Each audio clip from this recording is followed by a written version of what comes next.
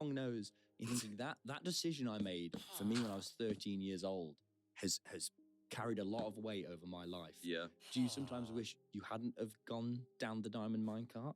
Yeah, but everyone knows me as Dan TDM instead. Question. I'm sure you felt this where now in the street you're getting, oh, Tommy in it, oh, Stampy long nose. You're thinking that decision I made for me when I was 13 years old has carried a lot of weight over my life. Yeah. Do you sometimes wish you hadn't have gone down the diamond minecart? Yeah, but everyone knows me as Dan TDM instead. Yeah, and that's quite a cool name. Not many people come up and say, oh, that's the diamond minecart. But if they do, I know they're proper OGs. Yeah, okay, yeah. And what was your first proper, like, oh, this could be something a little more than just a fun hobby moment? I remember getting my first, I guess it was like my first paycheck from YouTube. It was decent. It was like just under 2,000. Oh. Yeah, because I was with an MCN that would pay like a flat rate for CPM, which at the time was like $3 or something. But that was pretty good for back in the day. How old were you then? I was 20, either 20 or 21. Okay, yeah. But I remember reading it in my kitchen. I moved out with my wife at 18. So we were like... How long have you two been together? A long time. Yeah, since we were 17. Oh. I'm 34 now. Oh, wow. Yeah. How did you guys meet? School. We went to the same school. Oh. So we went to the same school, and our surnames both start with M-I. So we'd always sit next to each other because, yeah. That is some great wingmanning from the school system right there, isn't it? Yeah. And also, she was pretty patient because I hated talking to anyone. Like, I had no social skills whatsoever. Someone would talk to me, I'd just go bright red. It was like a known thing. I was just painfully shy. But she persisted. She was pretty outgoing. She was one of the popular girls in our class. So yeah. Oh, that's lovely. And then you move into doing the stuff with Dr. Treorus and the kind of mod showcase world. That's where I, as an 11-year-old boy, became a large fan of you, as I'm sure many other 11-year-olds did. Can you give me the story of what this world was and how this came about? So Treorus himself was just a random character in a random mod. It was like a dinosaur mod, I think. And I needed a little bit of a plot just to intro the mod, because I didn't want it to be a tutorial, because that just felt a bit weird to me. I don't know, I didn't want to make tutorials. So I introduced this character. I actually killed him off in the first video. He fell into a volcano. So, and he was a brown coat villager, I think, as well. Yeah. I don't know why I decided to just keep bringing him back. I think it just added an extra element to that particular video. Like, he fell into the volcano, and I've always kept him as... He's not acted by anyone. He's not another player. He's literally a Minecraft villager, and they have free will. They do stupid stuff like falling in the volcano, and it was just funny. Or if I was talking to him, he'd just like turn around and walk off. Yeah. It was just funny. And I just kept it just added that extra element to the videos rather than it being a Minecraft mods tutorial. Yeah. So a lot of mod showcases at the time would just go through the crafting recipes, show you how to use it, videos done. And I was like, well, maybe we can add something else to it. Yeah. And when did you start properly blowing up? Talking about Skylar's Minecraft, he commented on one of my videos once. So I used to make statues that were houses in Minecraft of YouTubers. So like Yogscar, Sky and all that. And inside, there would be the statues, but inside they'd have themed houses of like their videos and characters and stuff like that. And he commented on his one. And back in the day, a comment would show up kind of like in their sub feed. So it sent so much traffic to that particular video. And then the other side of the traffic was if you got to a Minecraft mod first and made the first video, it would go on the websites first. So that was like a race to get the most views, I guess, was to be first on the next up and coming mod. Yeah. And what do you think it was about you that drew audiences towards you? Because there were loads of people making mod showcases. There was a lot. It was either being first was a good one. That would always kick off a video massively because it would be up on all the Minecraft mod sites that people would check every day. Because 10, 15 years ago, so much Minecraft stuff would come out. It's less so now, but so much would come out. You'd look the next morning, there'd be 20 new mods, 50 new maps, and you'd have to find the one that'd be the most popular, or just be the first one to it. Yeah. I think it was just the stories. Like I added the stories and also stuff that I didn't just keep it a tutorial. It wasn't just showing the mod. There was more to it. People were kind of more into it started as tutorial with a hint of story, but then it slowly evolved and then it took over. The story took over. Yeah. Showing off the mod. The mod was something to just help a different story. Yeah. How much of those early stories were planned versus improvised? So I always did them all in one take because it made them feel more natural. That's intense. It's pretty intense, but they were like 10, 15-minute videos. So the simple mod showcases, I would set up in advance. Sometimes it would take like 3 or 4 times to get through it. Sometimes I get to near the end of a video, mess it up, and I'd have to start the whole thing again. Why don't you just cut? Because then it ruins the immersion. Not that much. It does. We cut all the time. Yeah, I know, we do now, yeah. And I'm looking back, I was like, why didn't I just pan the camera and do the cut halfway through so it's disguised? You're like adolescence, but really early. Yeah, that's actually where they got the inspiration. The adolescence of adolescence. But, I just felt like it made it more real because Treyarch was a random character. Everyone thought he was controlled by a player in a mod or something, but he would genuinely do something different every time. Yeah. So keeping it in one take it felt more real somehow. I don't know. It meant that I couldn't put something somewhere else, and then come back. It was all in one take. Yeah. It gives it that authenticness. Yeah. Yeah. Why do you think so many kids connected with the series? So I treated it like a Saturday morning cartoon kind of vibe. So like Dexter's Lab, those kind of cartoons. I think it's because it was obviously modded Minecraft, but some of the things I was doing, even I went back and watched some of my old videos, I was like, I don't actually know how I did that. In either cutting from one character to another or having a character move across somewhere. I think it was just so believable. And people were like, how have you done this? Yeah. Was that a big responsibility, realizing, oh, there's a lot of younger people watching me? It was never planned, but as I would start to get recognized and do meet and greets and stuff like that, it was obvious that there was a young audience watching these videos. Yeah. Did that weigh on your conscience a lot, or was it just like, let's not swear? Initially I'm not a swearer anyway, really. Outside of it, just in life, I'm not a swearer. So it was easy to not do that. But as I met more and more kids and heard more and more stories, it did become more of I have to be super careful about what I'm showing these kids. Like even, I wouldn't play anything with blood in it. I wouldn't do, unless there was a way to turn off like the gore and stuff. If someone's arm fell off, even if it was a cartoon, I'd scrutinize everything before I put it out. Were there any times where you felt like you messed it up and received any backlash for that? There was probably times where I pushed it a bit too far. But by saying that, I mean I played Surgeon Simulator. So you're cutting the head off someone to take their brain out and put a new one back in. Like nothing crazy. There's probably a couple jokes that maybe were a bit too close to the line looking back that I just got rid of.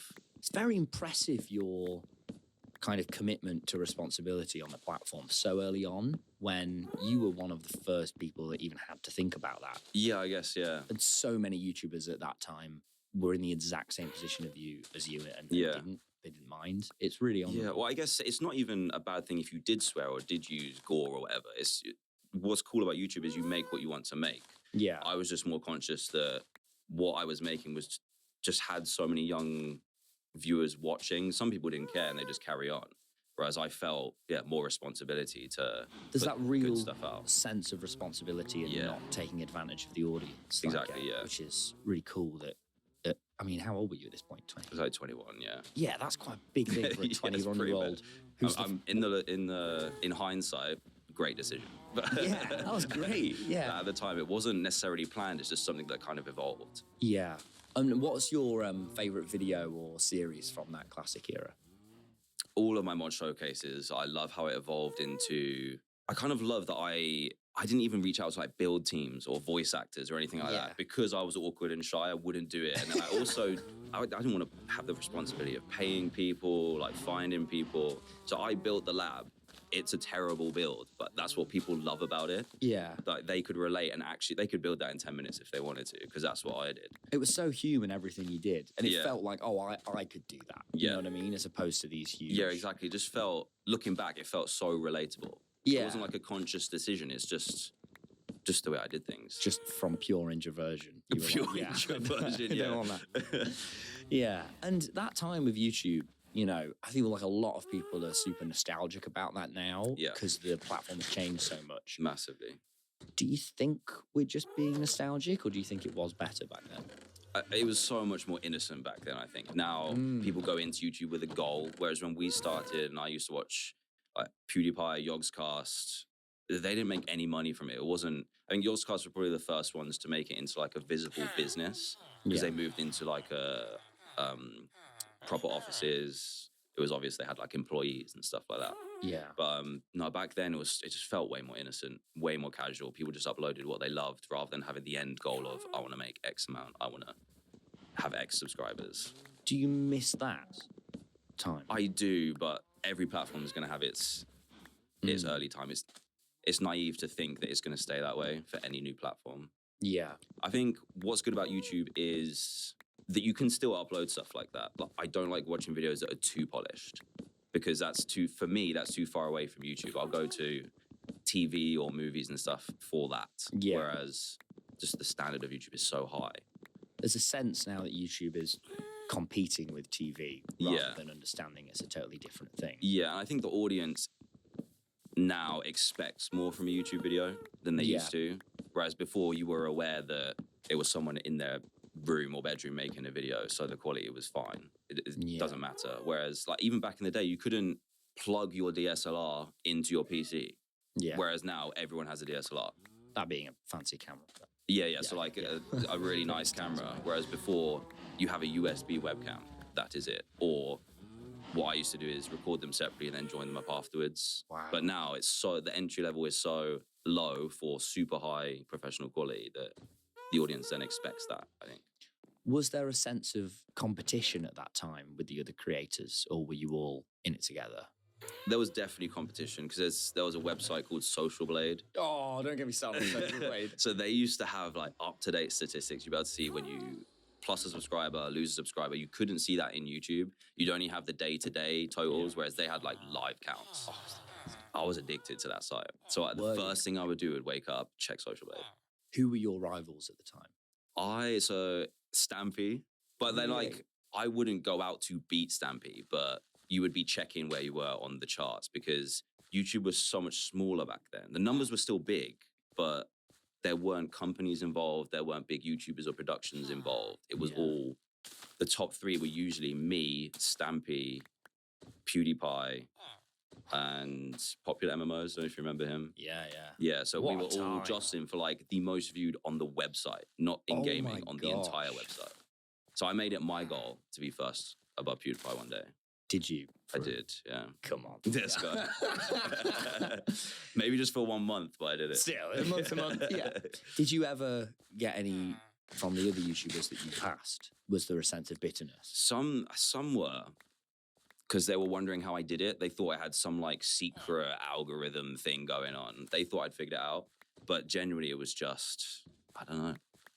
At Hyperoptic, we do full fiber broadband, so you can do that final boss battle. An accident. Yeah. A happy accident. There was no secret to it. There was no strategy to it. It was just, I wanted to make cool stuff and put it out. Did that competition ever for you, because I know it has done for me over the years, like kind of turn toxic and something you have to be like, okay, it's all right, I'm not going to be number one, I'm not going to compete with everyone. Definitely, because everyone has their peak. Yeah. Mine was a while ago. So it is, when you start to see it roll off, you're like, oh no, it's coming down. Yeah. There's always a fear of it disappearing. I was always worried that I wouldn't be able to do this as a job anymore, because I loved it so much, and I had so much freedom. I could create every single day and just make what I wanted. Yeah. So that was the worry for me, that it would all disappear, because I was enjoying it so much. But it just, even though the views are less now, from a visual standpoint, like I guess what I've left behind is still stuck with people, and I experience it every day still, just in a different way. Do you look back and feel deeply proud of all those videos you made? Hello, everyone. Just before we continue with the interview, I'm here to announce that the 100 Questions Patreon is now live. If you want to see the full extended cut of every interview, including Stampy, Stephen Fry, Brian Cox, and everyone that we've done so far, it's on the Patreon. And the link will be in the description. I'd really appreciate if you join. It helps us out so much. Thank you, and let's get back on with the interview. Yeah. It was such a... But at the same time, it was not a healthy lifestyle. Like, I would What was your day-to-day like at that time? wake up, make videos, go to sleep. Because I would make 2 a day. And I didn't hire an editor either. So I edited them all, I thumbnailed them all, I planned them all, I recorded them all. For like 6 years. And I'm right in thinking you did 2 a day while being on tour as well. I did, yeah. That was stupid. But also at the same time, it built how casual I can be with it now. Like, I don't regret it. I wouldn't suggest it or recommend it, but I don't regret it. Were you happy for those 6 years? I was, yeah, because I was riding the high every day of like the dopamine from views and growing something at such a crazy scale. Then when YouTube grew, it started going into mainstream media, so there was riding that wave. Then the tour, so there was like another wave to ride. Because there was all the stuff of like, you were on BBC News, like, look at this guy, he earns loads of money. Yeah. Look at this. That was like the breakthrough, because it was when YouTube was building, we were getting crazy numbers. Like, we were all getting like 200, 300, 400 million views a month. Like, it was nuts when YouTube was going crazy. So it was, mainstream media was like, this is bad. It was us versus them. So they were really trying to like push us back down. But then when the money stuff came out, they were like, oh. These are cool. Yeah, wait a second. This is actually legitimate. That was how they legitimized our kind of world, was through money. Was that uncomfortable when you were put on this pedestal of, you know, instead of passionate nerd, it was like rich guy who doesn't work hard? Didn't like that at all. No. Because I'm not a flashy person. I didn't upload house tours. I didn't upload cars. I didn't upload anything like that. I just wanted to make videos. Like, I just wanted to play games for a living.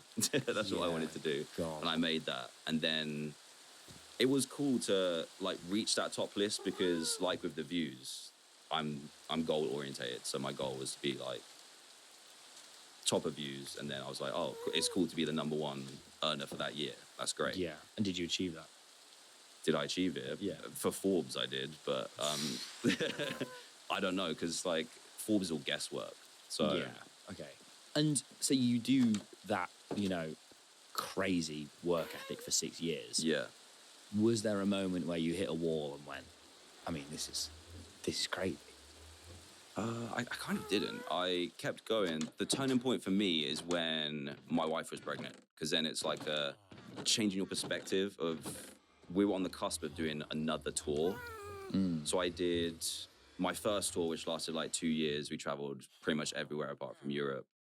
And then I started doing another show, which was going to be bigger. So we started doing venues like 2,000, 3,000, sometimes less. But then we went up to arenas in the UK. So we did actually do 4 arena shows in the UK. How many? Like 10,000 each.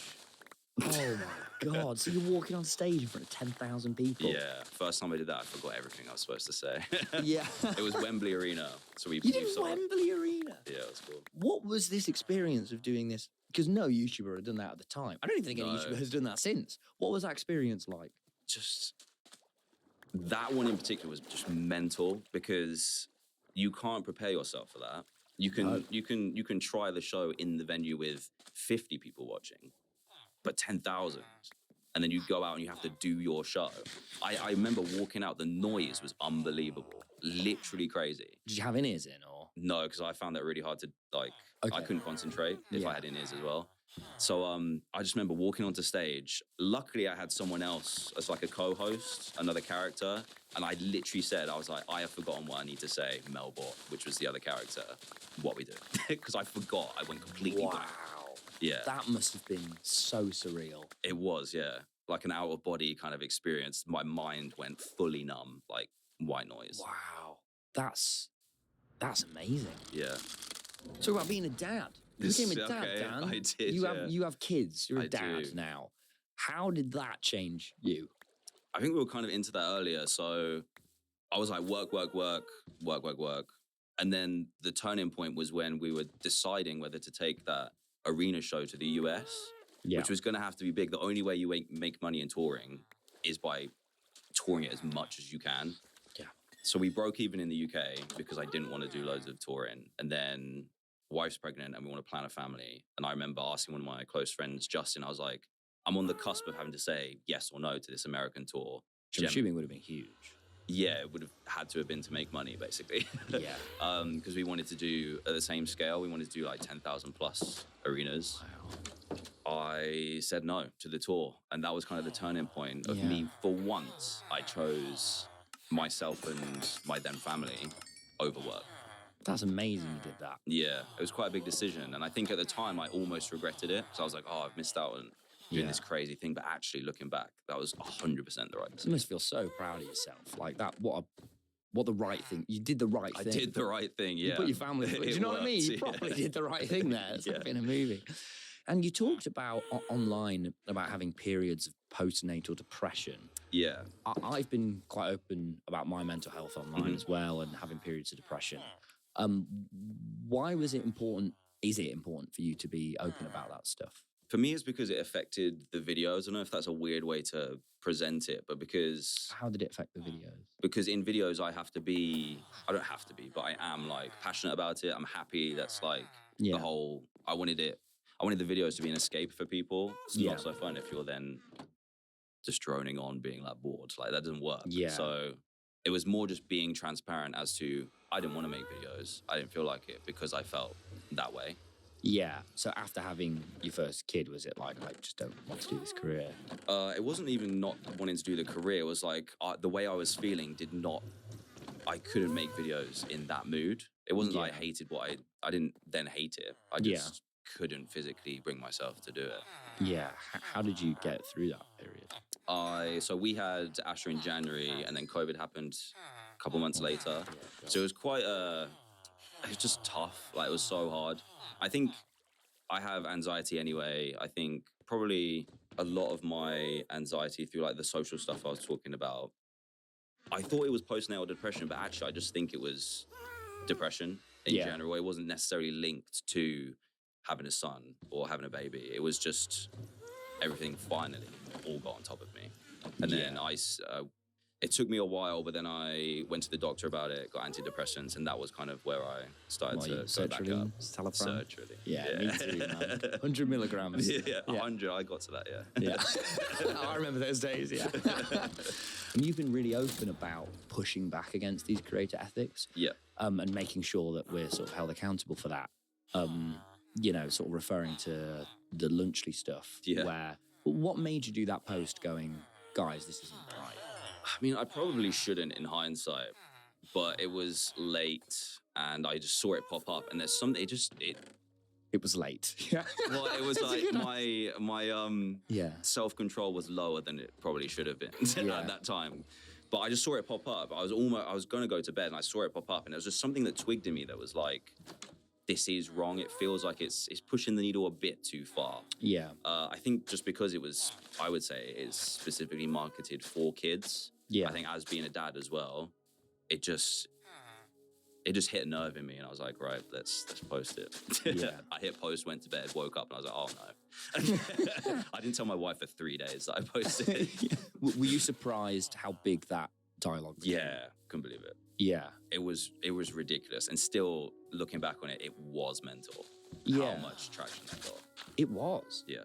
It was awesome, but it was mental. It's still something that feels like it's referred to today as a really big moment of, oh, okay, there are kind of two paths now. Yeah. Where there isn't this, you know, I remember back in the day, if people took a brand deal, like they'd get a load of audience. I remember that. And now anyone can kind of do... That's the goal now for a lot of people. The goal is to get stuff for free, sponsored posts. That's what they want to do. That's the end goal now. Yeah.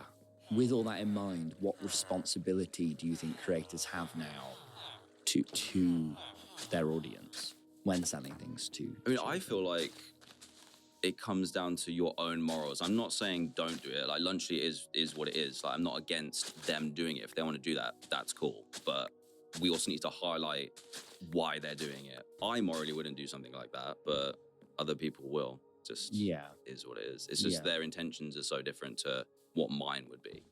Yeah. Can I ask how so? I would say there's a lot of creators nowadays that want to be like massive moguls, like business entrepreneurs. I just want to make videos. Like, I've made my money. I have enough money. I don't need more. So why are we making products that I'm not passionate about lunchtime snacks. I'm sure they probably aren't as well. Yeah. But that was kind of where the moral compass had gone a bit too far that way. It was like, this is a money-making opportunity.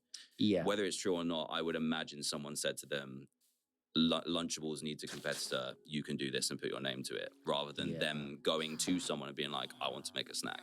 Yeah. Yeah, I agree Whereas with you. back in the day, I wanted to do a tour. So I went and found someone who would do it. Yeah. And then it evolved from there. And I think now, because YouTube and social media and stuff is so big, you can do it the other way around. Yeah, it's definitely a much more monetarily fueled business than it's ever been. Mm-hmm. And I think all of it's a lot more, I don't know if greedy is the right word, but there is a sense of... I think that's where it lies. Like I was saying, we have money. Like, there's no secret anymore that we have made lots of money doing what we do. Why do you need more in exchange for doing that? Why not do something else? Like, I don't know, something that's more relevant to what they do. Like Prime kind of makes sense. It's a hydration drink. They do fitness and there's all the boxing stuff. Open boxing gyms, something like that. Something that actually can make you money. Maybe not as much, but also gets people into, like, kids into fitness, gets on the radar. That's a really good idea, I mean, how, because, you talked earlier in the interview about feeling that sense of competition. And there is, I think, and I've certainly felt it with newer YouTubers, of, competition and greed and all those things, but you do overcome that or try your best to. How have you, because you've been in so many decisions where you could have made a lot more money and had a lot more audience, but it feels like you've ended up, what I would say with my morals, doing the right thing. Right. How did you overcome that kind of instinct? I think there was always the kind of draw of doing it, because some of it's exciting. Like, you can make new business, new money, do this, do that. But even, like, when it comes down to it, as I mentioned earlier, I get paid to play video games. Yeah. Like, if you said that to me as a 12-year-old. Yeah. That's it. I've completed what I want to do in life. I get paid to play video games. We ain't paid to have a chat now. We get paid to have a chat, And going further into that, I don't really value, it sounds awful, but I don't value money at the moment. I value time. Yeah. I get paid in time now. But I get to spend as much time as I want with my kids, which is a very privileged position to be in. But I can't justify going off to do something. Say I had to go away for a week to do a brand deal. Yeah. I can't justify that to myself over having a week with my kids. That's really great, man. Because a lot of people wouldn't say that. Do you think? Yeah. I've watched you in the past, year, would turn down some things. It's like, I want to have a week with my kids. And I'm like, that is, like, I look at you and Stampy and MatPat, and to me, you're who I would love to. If in 10 years' time I'm anything like you guys, I'll be very happy. That's very kind. Thank you. You're very welcome. And I think all the audience feel the same. It's very inspiring to see how you guys have carried yourself through this opportunity when you so easily couldn't have done. Yeah, I guess that, there's always, like, again, the temptation to, but it just didn't sit right with me at all. Yeah. Especially having a young family as well. That kind of made the decision for me. Yeah. And with the, there's even more conversations now about creator ethics with the rise of generative AI and short form content. Have you had any moments? With AI? How do you feel about AI? I think AI makes sense in some places, like analyzing data. In places like that, like I'm thinking more like organizing data, Excel spreadsheets, all that kind of stuff. AI makes sense. Medicine, AI makes sense. But anywhere where you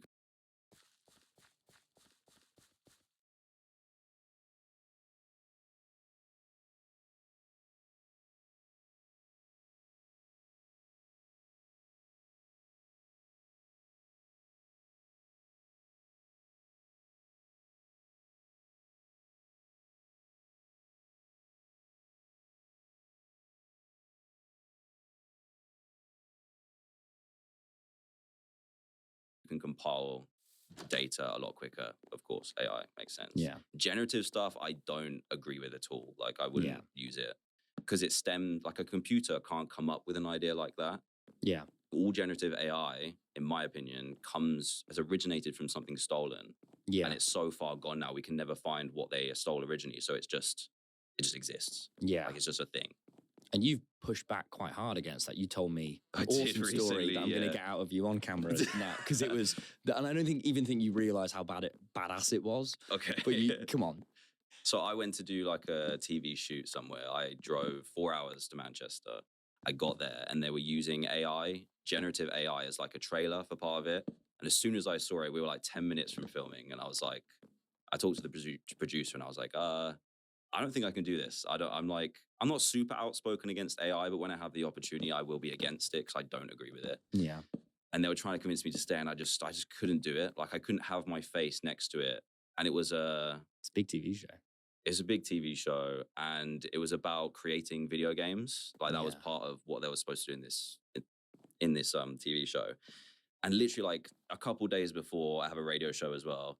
We were talking and celebrating about BAFTA Young Games Designers. I'm like, I'm doing that. We're trying to promote kids making games, being creative.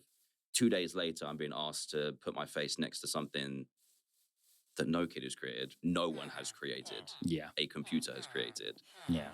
So I feel like that's basically saying to them, don't study this. Don't bother doing this because the AI's got you covered instead. It just, it didn't sit right with me at all. So I drove home instead. Come on, man. Yeah. You make it sound like those big explosions and like fallout. And I was like, no, get away from me. And no, I was like. Imagine you, I don't want to do this. Yeah, it's completely out of my character. I was like, I could go along with it, but That's it just really didn't sit right. Cool though that you stood up for what you believe in like that. You know what I mean? A lot of people, I would struggle socially to be like, I'm going to go was home. hard, yeah. Especially after the 4-hour drive. Yeah, after the drive, and then there was 4 of us doing it. Now there's only 3. They planned for 3 people to be there. They couldn't get replacement. They're filming in 5 minutes. Yeah. So yeah, it was pretty tough, but I'm glad. In hindsight, I'm glad I did it. Yeah, that's really cool, man.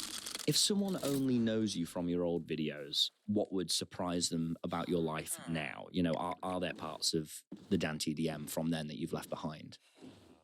Left behind? The boring answer is no. I don't think there's anything I've left behind there.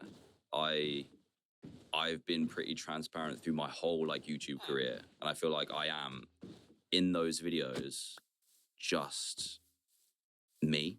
Yeah. I think that's what maybe separated. And you've always been. Yeah, I haven't left any behind. No regrets. Like I don't have anything. I don't have anything. I never had anything to hide. So no, I don't. There's nothing I've left behind. I just want to be like you, Dan. So cool. You've just got it together, Dan. Oh my God. Everyone's just watching this like, he's so badass. How do you do it? How do you make it look so easy? That's not a question. That's rhetorical. Not okay. Right. Final question. Should we do the fancy lights? Yeah? Look at this. It's gone red. It looks villainous. It's quite intimidating. It's not. It is, isn't it? It probably should be like... You should turn them all down and just have one. Yeah, it's not this menacing, the last question. Yeah. Okay. It's got the proper seal and everything. All right. Dan. Yeah. Dan. You've done so much with your life and with your career. You've been a staple to me, to millions of people, to everyone that will see this. You are kind of, when people think of what it means to be a good YouTuber, and probably also a good man, you are what comes to mind. You know, you have been such a role model to so many people. But when you look back on your life and all this stuff that you've done, what would you say that you are most proud of? That's a good question. What I'm most proud of is just in life or YouTube in general. Everything. I'm most proud of my becoming a dad. Yeah. Yeah. That's it. And I think YouTube prepared me for that in a way by being able to connect with young people. Yeah. Oh. Yeah, that's it. Oh man. Oh. And what would you? I know we're over, but whatever. What would you? This is stringed onto that question. What would you say to 18-year-old Dan now if he could see you? Be more yourself, in person, because what I was on YouTube when I started was not what I was like in real life. But then people like you, people like the real you. Yeah. Oh, Dan. I'm losing it. Oh man. Oh, thank you. Oh, give us a hug, man. Oh, mate. Thank I you. appreciate what you say about me.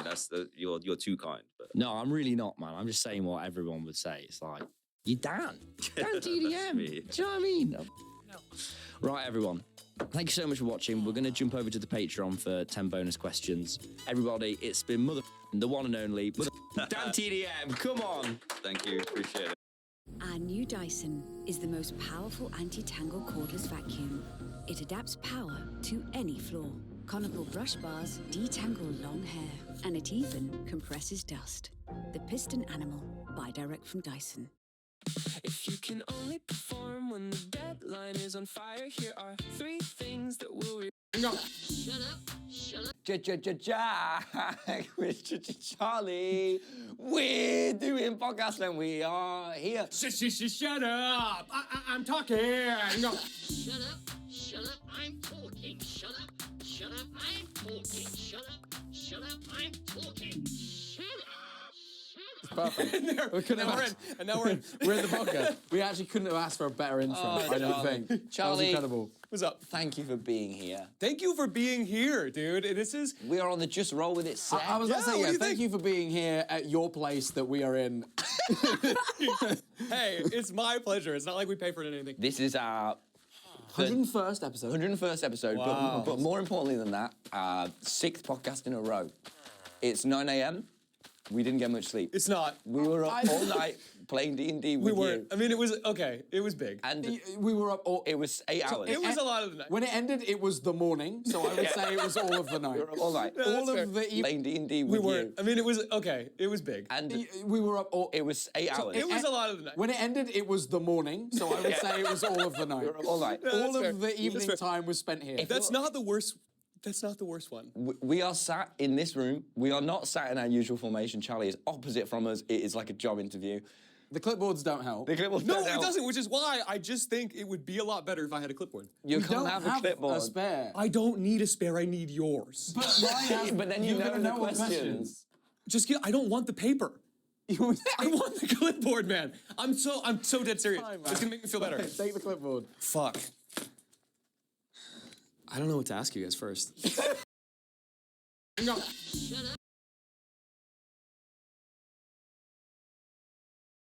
You We can't don't have a clipboard. a spare. I don't need... Charlie. So I would say it was all...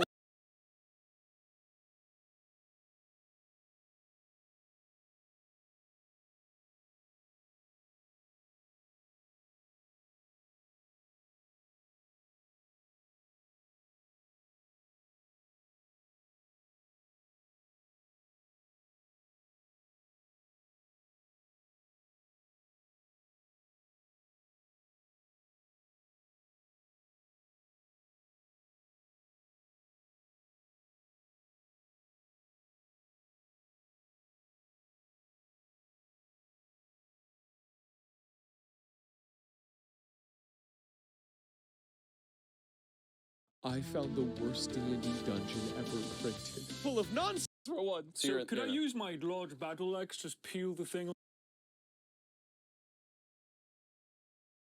Not. We were up all night playing D&D with We weren't. you. I mean, it was... Okay, it was big. And We were up all... it was 8 hours. It was a lot of the night. When it ended, it was the morning, so I would say it was all of the night. We were up all night. All fair. of the evening fair. time was spent here. That's not the worst... That's not the worst one. We are sat in this room. We are not sat in our usual formation. Charlie is opposite from us. It is like a job interview. The clipboards don't help. The clipboard No, don't it help. doesn't, which is why I just think it would be a lot better if I had a clipboard. You We can't don't have a clipboard. a spare. I don't need a spare, I need yours. But then you You're know gonna the know what questions. Just I don't want the paper. I want the clipboard, man. I'm so dead serious. Fine, man. It's gonna make me feel better. Take the clipboard. Fuck. I don't know what to ask you guys first. We know what we're going to ask you, Charlie. Well, no, actually, first off... Introduce yourself Introduce to yourself to people the that audience. don't If know anyone you. doesn't know you, introduce into this camera Oh here, shit! please. Yeah, hi. Hi, I'm Charlie. I go by Slime School on YouTube. I've done a ton of stuff with both you guys in gaming and improv IRL, all sorts of things. Yeah, That was nice. That was good. A lot of people falter at the intro. I've They, noticed they that too. cave. They do. I'm one of them. For every time I've ever been brought out and they go, introduce yourself, I go, I'm Jack Manifold. and then I don't say anything more. It feels like that summarizes But that's it. enough for you, though. I feel like this job is so nebulous, and a lot of the time we don't know what we're really gonna be doing. What? Bro said nebulous. We don't know what we're really gonna be doing. What? Bro said nebulous. The fuck does nebulous Trying to mean? start I don't saying know, stuff man. like You're the bro one that wrote said it here as on well. this clipboard, bro. So. Just to appeal. Yeah. Yeah, no, I don't know what nebulous means. Charlie! Like what? Like why? Just shut up! I'm talking. Is that what you're saying? What? Just stop it. You are. So, not just. I hate. Yeah. I don't know how Tom got much less sleep than everyone else. And we just. What is your bad minute? This is your 101st episode. No. He's done the intro. Charlie, we're so glad you're here. Thanks. We love you. Now. You got no sleep as well. Yeah. But I got more. Anyway, but we start this Lovely you. podcast off the same. I love you guys too. Look, we start this podcast off the same way every week. It doesn't matter that we're now on 101. It doesn't change, right? Nothing we want to know, changes. Charlie, what is your worst moment of the week? Can I set the scene? Yeah. Yes. Blue. It's like most people listen with their ears. But this makes you feel more invested, doesn't We do have some visual viewers. Isn't For that audio crazy? viewers, it's blue now. it? Okay, watch this. For audio viewers, I got this. For listeners, it's blue. I want to paint a scene for you guys. Okay. It's real blue. Bleen. Tuesday, June 23rd. It's about 1 p.m. I'm editing. I get a call. It's from my buddy, Nate. I say, hey, Nate, how's it going? Which is odd. We don't really call each other very often. It's often like Discord messages or whatever. And he says, hey, man, I just had a quick question. Quick cue. I say, okay, yeah, sure. And he said, you know those handcuffs in the studio? Do you have the key? And I was like, Nate, first of all, like, were they like, stuck onto something, or why do you need the key? And he goes, no, I just need to know if you have the key. And I go, no, it was another cast member that had it. Why do you ask? And he says, I'm stuck. And I say, Nate, my friend of like 10 years at this point, what do you mean? And he said, well, I saw the handcuffs behind the screen, and so I started playing with them. I said, what do you mean you started playing with them? And he says, well, I thought to myself, could I put these on? And I did. Could I? And I did. Now I can't get them off. And so I bring the phone to my other friend, Milo. We're all on the show together, because she did a bit with the handcuffs, and I say, hey, do you know where the key to the handcuffs is? And she goes, oh, you don't need it. You can actually, they're like easy pickable handcuffs. You just need a paper clip as long as you didn't click the latch. And she goes, you didn't click the latch, right? And he goes, yeah. We go, no, you didn't click the latch. Like the latch that obviously says lock on it. And he went like, I didn't know what else to play with. He's got one handcuff on. By the way, for reference, he's wearing all black today. He's wearing all black, and on it is a single piece of merchandise for the show. It's a purple shirt, and on it in big bold letters, it reads, knife. This is important, because Milo starts thinking, oh God, I don't know where these keys are. It's gonna take me like 2 hours to get to you. And at this point, Nate's like, oh, no worries. The police station's closer. They've gotta have some way. I mean, people are in handcuffs all the time. So we go, okay, Nate, you're gonna go to the police station. And I don't hear anything back. Where's the shirt that says knife on? It's a shirt that says knife, rest of it, all black. He pulls up, hands in his pockets. Oh, Christ. Hands in his pockets. Because he doesn't want them to see until he's at the front desk. He's in line, patiently. Bad things are happening in this station. Bad things. He gets to the front. He goes, can you help me? He puts his hands on the table with the metal clink. And the immediate question is, why are you in those? What did you do? And he tried to explain He was like, I do a show, we play pretend, I was playing, I was helping them. And these poor officers, after like minutes of deliberation, finally they do have the key. They get him out and they very pointedly are like looking at it and looking up at him. He's got this shirt that says knife in big bold letters. Because he can't fucking, oh my God. And they say, do we need to like wash our hands or anything? Do we need to wash our hands when we do this? And they put gloves on. So I think they thought he was some kind of like sexual deviant. They like came in, one handcuff on. And that was the worst part of my week because I truly thought he was gonna be in those all week. All week. Yeah. So we went to the police station. They thought he was like a sexual criminal. Did you go as well? No, I was. Sorry, the worst moment of your week. Yeah, the worst moment of your week is I got a phone call while editing. No, I was editing. No, man, no. I was walking around talking with people because I was like, do we need to? No, because I was like, is my friend gonna get fucking arrested? And like putting this, like, are we gonna have to worry about this? He has high levels of empathy, clearly. Yeah. Because I'll be honest, if you call me like that, it would be the best moment of my week. I think it would be the funniest thing. I would recount that story for years. I think if you ever get married, it would be the first thing I'd mention at your wedding. I'm an empath. But I was also like. Do you kill bugs? What? Oh, violently. Well, okay. But only if they're really small. They're bigger When here. do they get too big where you start feeling for them? Genuinely, like. Here, probably. That's quite small. I could kill You really bigger. think so? I could kill bigger. I and not feel bad a about it. thing. I feel bad about it when it's like when it's a meaty spider, or if it's like a little like silverfish or something. Do you know give? those. So, what the fuck? Wait, silverfish are real? Yeah. No. Yeah, man, they're a bug. They're a bug. yeah, the they're bug the is based stronghold. on the bug. You didn't know this.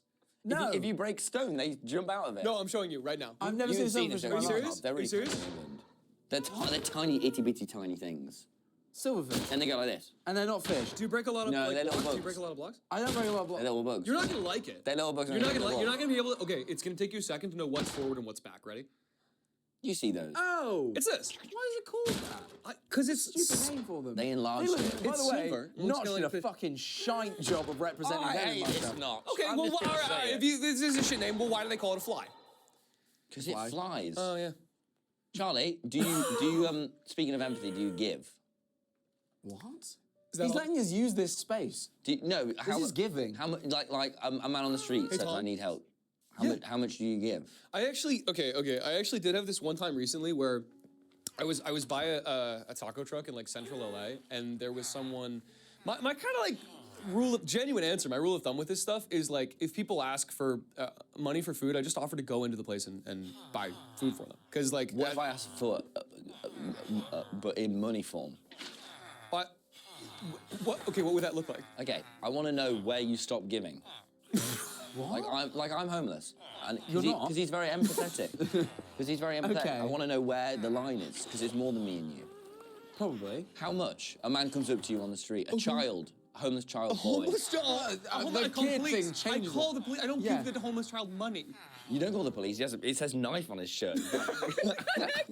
I definitely call the police. Okay, fine. A homeless child, but a homeless late teen. You don't need to call the cops. Oh, It's he's fine. he's a homeless late teen. So He says, like the foster system has failed him, so he's homeless and Yeah, he's just been kicked out of the foster system. he's just been he kicked out says- of, and I know this. yeah, he told He's you. got a sticker on. Yeah. He says, I need money. I need money now. And I don't want it in form of food. I want it in form of money. How much do you give? You have in your wallet $1,000 cash. You're gonna go gambling. And that is true. You're gonna go gambling. Yeah, and I say, okay, what do you need it for? For living, man, I'm homeless. Shelter, food, warmth, love. Yeah, and I'll say. You gonna pay for love? Yeah. You can. Yeah, I know about that. I'm not sure Charlie should be paying for that for you, though. Well, that's all he said so far. What do you do? I'd probably just offer if there's a place nearby to take him in and get him something. But I want to do that myself. I crave independence. I've been in the foster system. give me money, please, sir. Okay. Please. I give him. Yeah. I don't give him any money, but I say. But I give him. But I give him. No. But I give him. I give him my clip account password, and I say, make it yourself. And now I've got clips. Yep. Like clip account. Now I've got clips. and then he can make money on the clips. Yeah, he can but he has He's no in phone. his late teens, so he knows. And he knows, because he's in his late teens. He has no really phone. He's gets got it. nothing else to do but watch clips. He has no phone. He has no arms. He's like this. How do I give him money? Teeth. What do you do? What do you do? Why don't you give him any money? Okay. You have $1,000 cash. I know. Does he have? Okay. He has a pocket. I have $1,000 cash. Okay. No. At this point, I say, He has a big sticker. how's he gonna get the money out of his pockets if I put it in there? Teeth. Oh, he's got a big neck. Huge neck. What creature are you describing? This is no longer a boy. Is it? Whoa. Yes, it is. Okay, so this. What do you do? Okay, so this boy, the foster why system aren't has you failed with a giving? sticker on him, who is built, so I'm clear, like a bottle, like a Yeah. like a champagne bottle with a hefty cap, comes up to me and says, "I need $1,000. I need it now. I won't go with you anywhere, and I won't go with you anywhere, and I need it He now." doesn't say I need $1,000. He says I want money. Please give. What do they? Please, do you have any spare change? You get to pick the amount. You get to Okay. Here's what I do. give. Okay. I take out my $1,000 bill that I have and I give it to him. You give the whole 1,000. I give the whole 1,000. He The whole needs band? it. Yeah, he needs it. Really? Okay. Wow. He What happens now? He drops it down the drain. He has no arms. Then what do you do? He feels so bad. He feels so bad. He goes, "I'm so sorry. I have no arms." I go. I'm so sorry, Charlie. I go, "It's okay." He knows you watches you. He It's knows, okay. He knows what's wrong with I'm it. gonna say it's okay. He's a fan. He's a big I one. think he didn't have a phone or arms. He has his. I'm gonna say. He has his in a nose. I'm gonna say. Do you want a picture? I say, with what? I don't have a phone. I want arms. I take a picture of us and I say, "How do I send this to you?" He starts crying. He cries so hard. Charlie, we actually wrote questions for you. I don't know where this came from. Joel, the thing is, every time we film, we have a timer. We have no timer today. I don't know so, what to do. so we're Oh, just, there's a timer. It's the same timer we have in the office. it's not on though. How do I help you? It doesn't matter. It doesn't matter. How can I help we you? Don't, all that Charlie. How did he usually- watch it? How does he a fan? Charlie, How is he? usually- How is he? usually- Wait, how is he a fan of me? He, When did he watch me on? He's just been watching you. Where? Like you've in been- person? Yeah.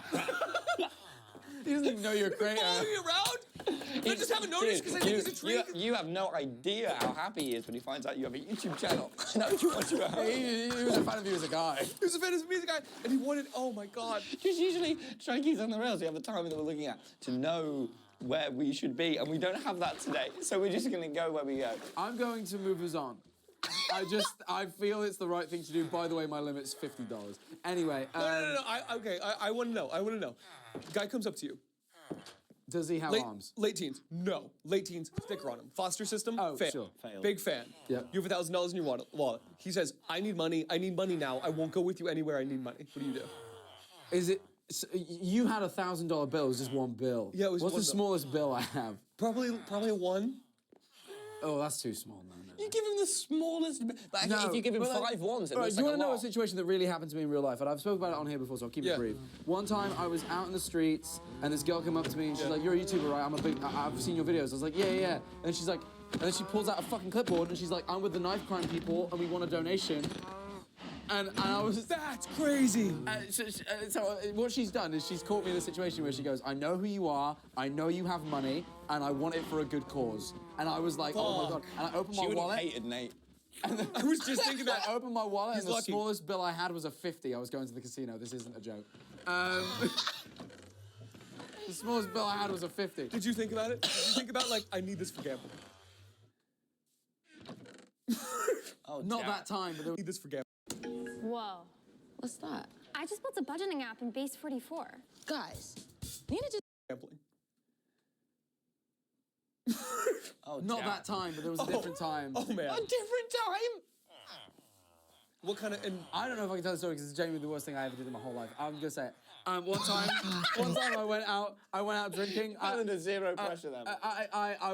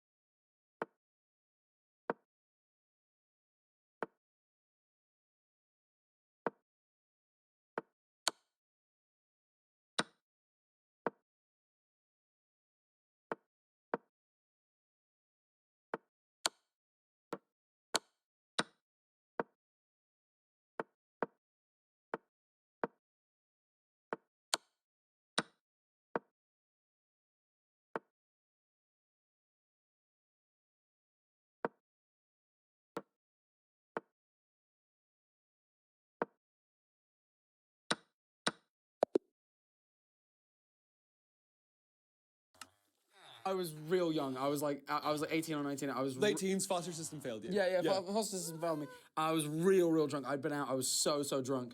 And I want to go to the casino afterwards. And then in the middle of me talking to my friends, like, we should go to the casino right now, someone came over and said, can I have, do you have any change? And out of sheer habit of usually not having change, I went, no, sorry, and then realized in that second I'd just been saying how I did have change for the casino, and I felt real bad. But she'd already walked away. That is bad. That's bad. You don't get terrible. I would have done if I'd remembered, but out of sheer habit, and usually I'd never have cash. You don't have... So I said, I don't have cash, and then as she walked away, I was like, fuck, I do have all this cash. That was exactly what I was just saying. Yeah. It was the worst thing I ever did. That's bad. You only gave that other lady $50 because she was going to do knife crime, right?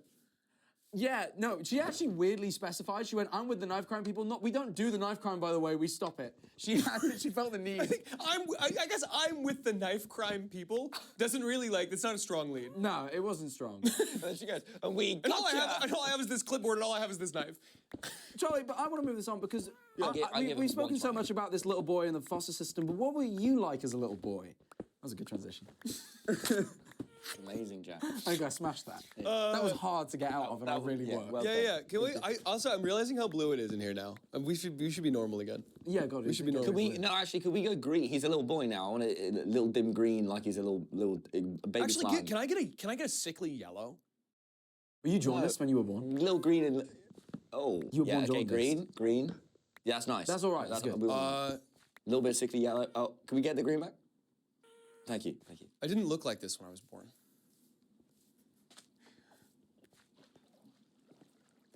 How so? I was yellow. I was yellow. Really yellow. I don't know how yellow I was. I wish we could compare. I don't have pictures. I know I was though. My mom didn't take pictures because I was so yellow.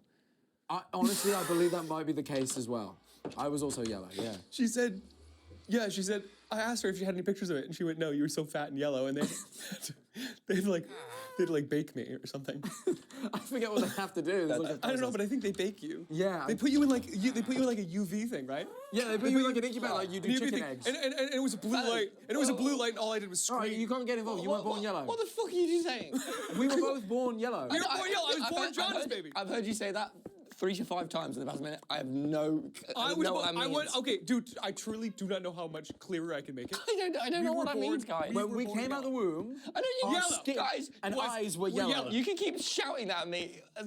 We were yellow. You had yellow eyes. For audio listeners, the white bits were yellow. Yellow. Look up a picture of Michael Jordan now. The color of his eyes, that was us. Okay, all right, I believe you. Look up a picture of a lemon. That. Okay. Yellow. So I came out really, really yellow. And then what? And then what did you do? Well, they had to bake me. They bake you. They bake you. And then after that, when did you become a YouTuber? I mean. Fucking hell. As soon as the yellow cleared up. It's quick, by the way. It takes like a day. Yeah, it was. It might have been slower for me. Yeah, it might have been. Okay, hang on. So when did you get 1 view? Yeah. So by the way, I like that it was, what were you like as a baby? When were you a YouTuber? Everything else erased, gone, static. When did you get a view? When did I get my first view? I uploaded, my first video was called, I think it was, no, it wasn't. Okay, my second video was Slender Let's Play episode 1, and it was 16 minutes long, which was too long for YouTube at the time. It was. Because you had to have a certain amount of views to be over 15 minutes in video length. This was holy shit, this is 13 or 14 years ago now. It's a long time. Yeah. My first ever video was Terraria episode 2. What happened to?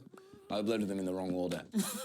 Okay, see for me, Slender episode 1 was too long, so I split it up into 2 parts. One part was 15 minutes, the other part was 1 minute long. How long did 1 minute? Because I couldn't. How long did the Slender series go for? I don't think I finished it. Why is your name? I figured maybe the reason it was 60 minutes is because you completed it in 60 minutes. I think that was the only part I did. Why? Oh, wow. Why is your name? name? But I promised new games. Hey. Why is your name Slimesicle? I'm trying to think if I've even had a chance to actually answer any of the questions. Yeah, I was gonna say, let's go back. So you're a jaundiced baby. So that was, I was a jaundiced baby, and then I uploaded Slender. My first video though was genuinely just called The Ultimate Intro, and I think it was like, it was me just like walking around my house as basically a little kid. How old are you? Do you know? I'm gonna look right now. What? It's fine. What? It was really bothered when people pull their phones out on this podcast. Why is Slimesicle? No, This that's a later question on top of a question. What question are we in right now? We're in what were you like as a boy at stroke? When did you first become a YouTuber? I'm starting to think you might need this. There's overlap. I'm starting to think you might need this clipboard. But there's a third overlap with when did you Slimesicle? No, that will come later. I've told you about this. Sometimes you've got to let the guests actually answer the questions before you get bored of the answer and ask them the next question. I'm not bored of the answer. I'm eager for the next answer. He's not said anything. He's never bored me once. Never ever. But I'm so excited for why he's called Slimesicle. I'm not bored. My skin was so yellow. My eyes were so blue. I looked like a used cue ball. I'm finding my. Too good. It's yellowed in the sun. It has the little blue patch from the chalk. It's got it all. Incredible. It's got it all. It's an incredible. It's yellowed in the. I'm finding my. Too good. It's yellowed in the sun. It has the little blue patch from the chalk. It's got it all. Incredible. It's got it all. It's an incredible. I don't know. He's so good. Yeah. He might be the strongest talent we've ever. Stop it. Met. Stop it. What about Stop it. Nope, not even him. I don't know who else. Or her, or them. I'm going to see when actually, because it's been so long. Oh wow, these are bad thumbnails. Oh wow. Judging yourself as a 10-year-old? Yeah. I think it's okay, man. I did. I used to make mine in Microsoft Word, so I think you're okay. Okay, my first. It was around. No, that wasn't it. That's weird. It's not showing me. Yeah, 12, 13 years ago. I think I was like 13. Wow. Yeah, so I was just walking around with a thing, and I said I was gonna do like vlogs and Let's Plays, and I did two parts of Slender. Yeah. I did 2 parts of Slender. That was pretty good. Did you vlog? I vlogged. What did you vlog? What was the first thing I vlogged? Why did you vlog? I vlogged. I don't know. Yeah. I think I just thought I had to. Yeah. Who were your inspirations? Who are you watching that made you think you had to vlog? Why did you feel so pressured to vlog? I'm so glad you asked. And the reason that I called myself Slimesicle too at first was, so they're kind of the same question. When I was in, when I was like starting what? Why is your name Slimesicle and why did you feel We're getting to it, you gotta let them... And why did you feel so much pressure to vlog? The answer's the same. The answer's the same, yes. Okay, yes, it is. That was amusing to me. Yes, it is. In like elementary or middle school when I first started, me and my friends, we were supposed to be a group channel. Like it wasn't supposed to just be me. What is so oh, okay, never mind. It's funny, it started I've with got a bad batting record. Yeah, bad. Yeah, true. You kicked off with a failed group chat. None of them were wrong-uns. They were just like, yeah. We were just in middle school. And they just didn't pan out. Yeah, they just didn't pan out. But we were like, okay, we need like a name. We need like a team name.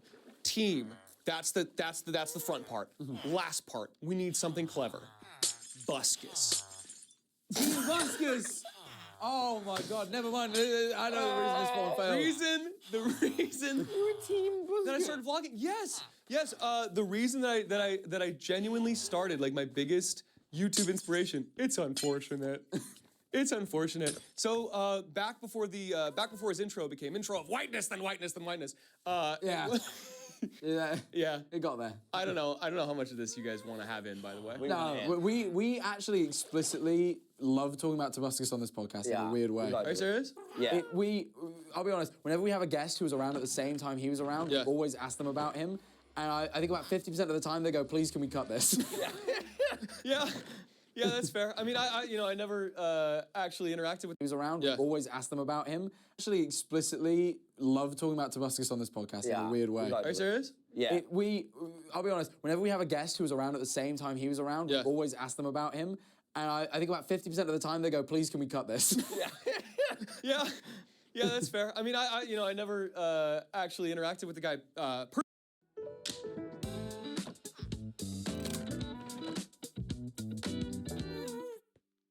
We're done with holes. Big, black holes in your backpack.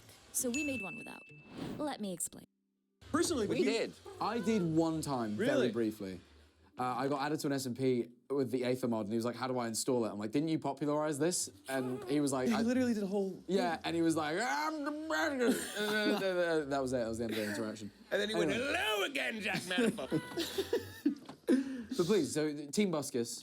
Yeah, so we had Team Buscus, and we filmed one video, and then we realized after his phone died and we lost the footage that that Team Buscus wasn't strong enough. We were like, we're gonna be huge. We can't just ride his coattails. We need something bigger. We need something bigger. We were visionaries, dude. We had one failed video. We had one failed video, and we have to rebrand. So